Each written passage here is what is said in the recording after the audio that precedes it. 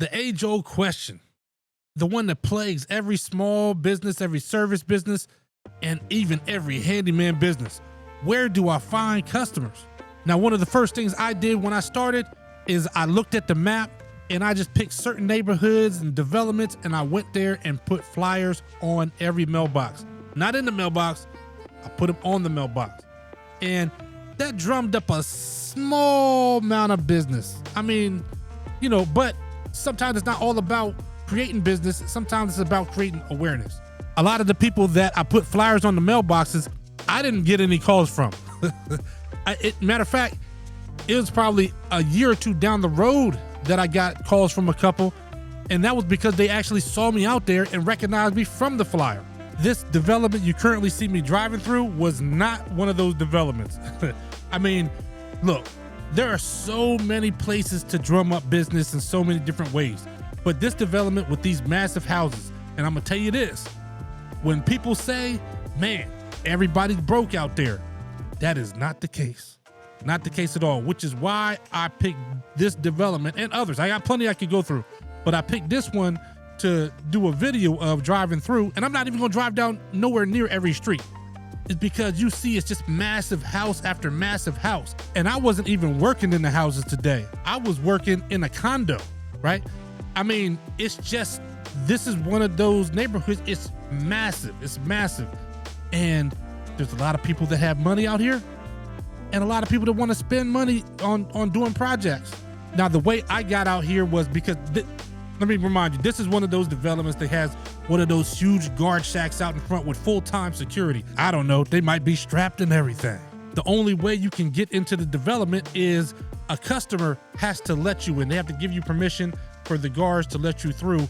And even then, you got to give all your information, your company, like everything has to be registered. Now, I didn't even know that this place existed, okay? So it wasn't like I had planned to come out here, but there were 4 different ways that I've been out here, believe it or not. 4 different ways. Now, the first one, I hate to admit it because they're like my enemy now, but Home Advisor. I mean, when I first started, I tell everybody I was on Home Advisor when I first started. Like, so we talking about 7 years ago. But it was a good lead. It ended up being a good lead. I got a ton of bad leads, but this one ended up being good. It was all the ceiling fans and light fixtures in the whole house, and it was a couple other things, but it was a good one. All right, that got me in here. So, like I said, I paid for the lead pretty much. The second way was a warranty company. I used to do drywall repair for, I'm pretty sure it was American Home Shield. I'm saying that because it was a long time ago. I worked for a few home warranty companies, but I'm pretty sure the drywall repair I did for American Home Shield. Everybody else was appliance repair. That job though led me to other jobs that I got because word of mouth, because that customer, man, he took my cards and everything and took him and put him in like the golf clubhouse and told his friends and everything. So look at these houses across the field. I'm not even gonna take you over there, man. This is crazy, it's crazy. The fourth way that I ended up working out here was Home Depot. I got to give them the props, and I actually like Pro Referral. I'm a pretty big fan of Pro Referral. But I don't know how many appliance installs out here. And what's funny, I have these guys that out here they're doing appliance installs just cause. I had one guy that he started doing chop competitions, so he started getting into cooking, and his $2,500 wall oven was no good anymore, or double wall oven. It just didn't suffice. So he had to get the one with the Wi-Fi and all the extras that was like $4,500 or $5,000 or something like that, just cause. Now, he didn't go crazy and go get like Monogram or none of them super high wolf or nothing like that, but it didn't need it. It just didn't need it regardless. He just was into the competitions and just was upgrading. And those are the kind of things you'll find. They didn't even care about what I charged. They just wanted the work done. Notice I didn't say anything about Google My Business or nothing. And you need those. I didn't say anything about my website. I didn't say nothing about none of those. That you need to be everywhere, right? There's no real one way to get customers. You just have to be everywhere, and you have to be professional. I'm gonna show you another development that I work in a minute, and I want you to notice something about that one. I mean, do y'all see how big these places are? Is it just me? And what's crazy, I've been in a lot of these, and these still aren't the biggest houses I've been in, which is crazy. But we're getting to the end of this street because we're almost about to hit the Atlantic Ocean. Okay, we're right here. Now, I'm not saying that you should only exclusively work in places like this, right? These might be where you live, might be few and far between. But what I'm saying, you need to mix it in with some places like this where, you know, people are not worried about the money and checking for every dime. And also, you gotta be professional. Look at that as we pull up to Atlantic Ocean. Beautiful. You gotta be professional, right? So for me, how we start with professionalism is our friends from Jobber. Now, as you can see, I got my Jobber green lighting in the background. I'm Jobber D right now. And I'm telling you, if you want to work in one of these developments or just, you know, you see the background, you see all these houses, these people expect a high level of professionalism. You can get that using Jobber. Whether you're getting the lead, doing the quote, performing the job, or invoicing, it's at all levels, even marketing.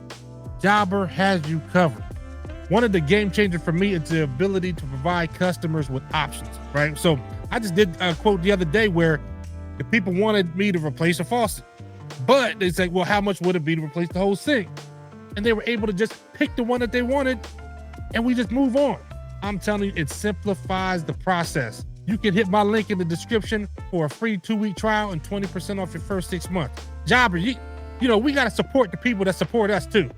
Over here at The Finisher, we're on Team Jobber all day. Best CRM on the planet. Now in this neighborhood, I decided to take a video when I was leaving my customer's house. This one, there's no guard shack or nothing like that, but I want you to notice something. This was taken a little while ago. This is in the middle of the winter. You see all the grass is brown. First thing you notice, contractors working, plumbers. There's people doing the siding. That's the first thing I want you to notice when you drive through this development. Look at these trees. So it's like I said, it's the middle of winter. It's cold out here. But when you drive through this development, what do you see? Here's another one on the left. People working. That's somebody building another house. Just imagine if it was summertime, you'd see, I'm telling you, you'd see landscapers everywhere and people cutting grass and everything. Like, this place will be packed with contractors. But even in the middle of winter, I want you to see that the only people that are working out here are contractors. So when people say that there is no work, no, somebody has work. You just got to find out how to make it be you. You know, another contractor vehicle right here. Now I'm in this development because I'm working for a existing customer's family member, right? I'm doing work at their house. Now, the crazy thing is, like I said, I met that customer years ago from Home Advisor. I gotta say it as much as I hate to. Well, they did actually change over the years because they weren't as bad when I first got with them than they were when I finished, when I basically got off the platform because it was just trash. So that's just how it goes. But there's work. There is work to be done. A lot of people, you know how many people tell me that they can't find anybody? Like, man, I'm glad I saw your truck, or I'm glad such and such introduced me to. I've had customers, matter of fact, I got a lot of customers who don't want to introduce me to anybody because they don't want to mess up our relationship. Right? Contractor truck coming up. Look at that, the van. And that's California Closets. So they're out here building closet systems.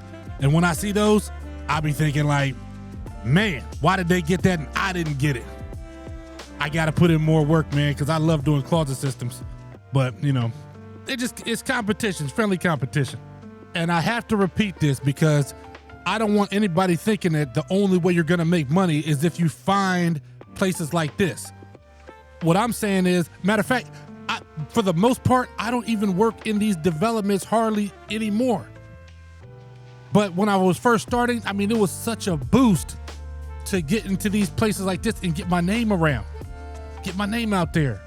The beauty of the handyman business is that unlike a remodel contractor, you know, people are going to get their kitchen remodeled once. They're going to get their basement finished once. So you're constantly looking for new customers. Or somebody like me, I get a few customers that are just rock solid. Another, look at all these trucks. Look at all these contractors working. Contractors working. You just got to build your name and reputation up so that you can be one of them. That's it. That's the key. It's no magic. There's just no magic involved. And I know there's a lot of people who sell this thing where, you know, maybe they started, and as soon as they started, man, they just had a billion customers and they were just flooded with work and this and that. And yeah, that happens, I guess, but that's not typical. And even if it is, I've seen companies come and go. You know what I mean? And I've only been in this thing for 7 years. I've seen them come and go. All I need is a few rock solid customers and I'm good. They're passing my name around and everything. More contractors working. Look on the left, on the right. Whole bunch of people working, putting it in. But you gotta make that be you. That's the ticket. The way I think you do it and the way I did it is you just gotta be everywhere. You just gotta be seen. You gotta be everywhere. Your work has to be validated by other customers. And if you can get your work validated by the right customer, that's worth its weight in gold. And you don't know who that is in the beginning, but I'm telling you, the other people know, the neighbors know that I've worked for people, and before I finished the day out, I had customers from across the street coming over and getting my card and saying, look, if that person's happy with your work, then you're good with me. So being ubiquitous is the key. It's the key. You can't actually be everywhere, but you can appear to be everywhere. We just drove past hundreds of houses. Hundreds. Do the math. Somebody's gonna eventually need some work done. And when they do, you wanna be the one. Just like this plumber over on the side, putting that work in. All right? So, Daryl, also known as the finisher, stay safe, be blessed, and remember, if the trades don't work, nothing else does.